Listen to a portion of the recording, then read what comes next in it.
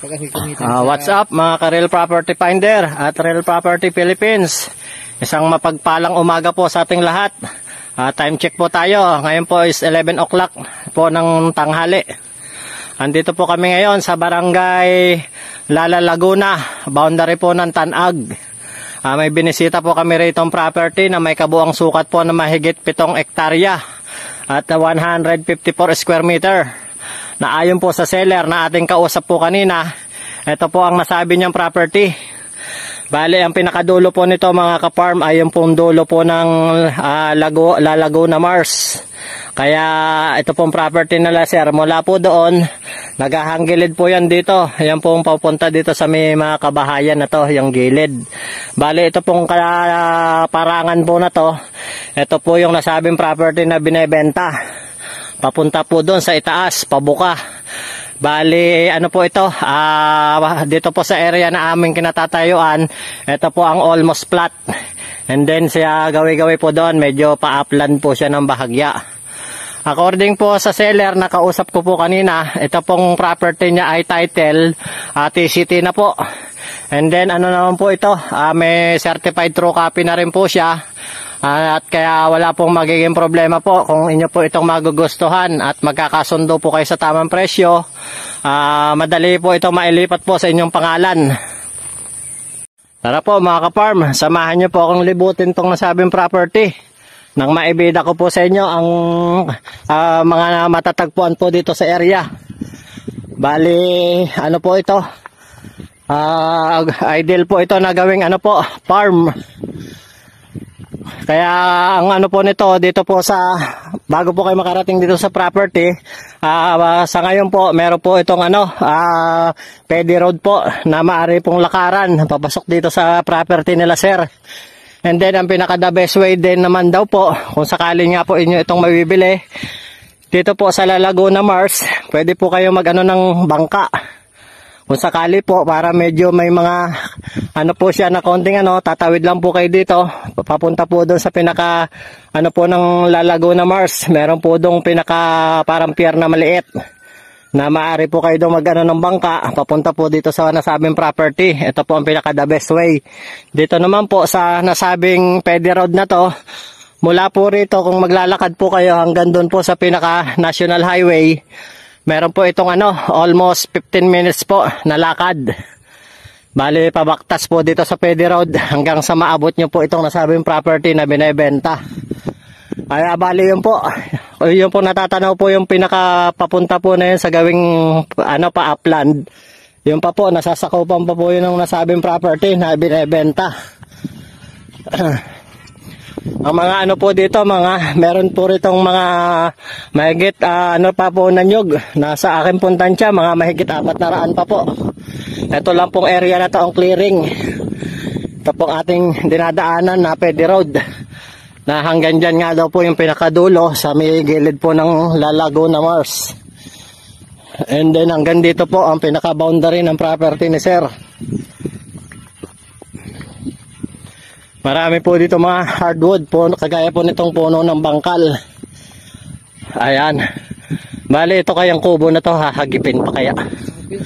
Ayan. Bali ito po, naghahanggilid daw po dito. Yung hangganan ng property. Dito naman po sa area, okay naman po, mayroon pong electrical supply. At saka signal po ng CP. And then ang po rito, source po ng tubig dito ay pwede pong bukal. At pwede rin po doon sa Laguna Mars, kung sakali po na magtatanim po kayo dito sa area, maaari po kayo doon magpahigop ng tubig. And then meron din po rito, pwede rin po kayo po dito ng deep well. Dahil naman po ito, katabi lang po ng Laguna Mars, kaya wala pong magiging problema sa tubig. Bale, ayan po, sa gawi pa po doon yung pinakahangganan. Hindi na po namin kayo magawang ilibot. Pagka po papaliparan po namin ito ng drone. At ayon din po sa seller na ating kausap kanina, meron po itong lot plan. Kaya makikita po natin yung kabuuan ng sukat po ng property na ibinebenta nila sir. Bale ito po, kung nyo po makikita, itong gilid po ng nyug na to. Yan po yung nagsisilbing hangganan po, papunta po dito sa kaliwa ko. Itong nasabing property. Kaya ito pong mga 2 bahay kubo na to, nakapaloob po ito sa property na binebenta nila sir. Kanino to?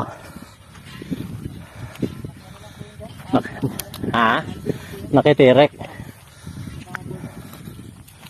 Ayan po, kasama po tong lumang bahay kubo na to.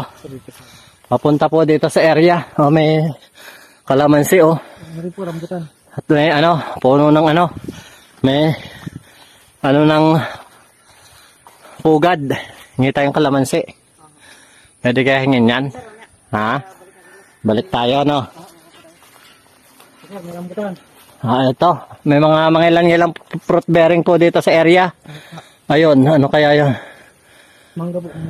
Parang fruit bearing yung kalamansi, rambutan, langka. Ayan din, ito po, bayabas. Ayan, may mga ilang puno po rito ng kalamansi.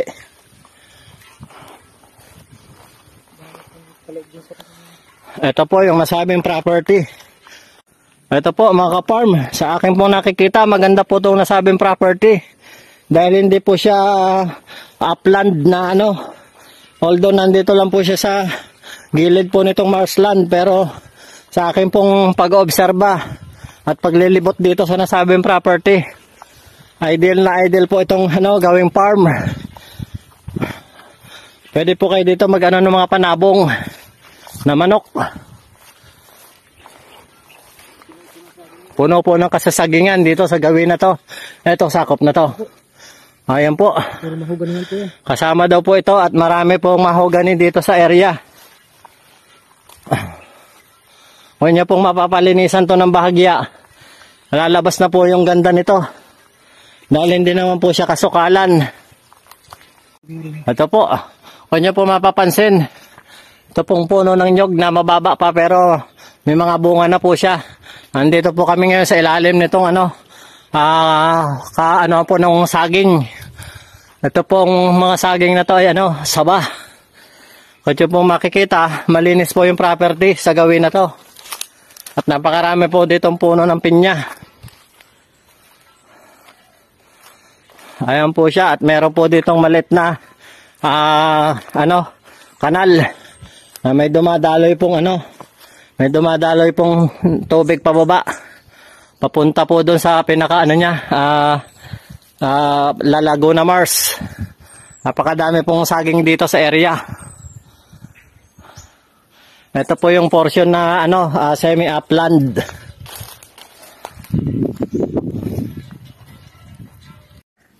Ito po mga ka-farm. Ito po yung portion na upland na kanyo pong makikita.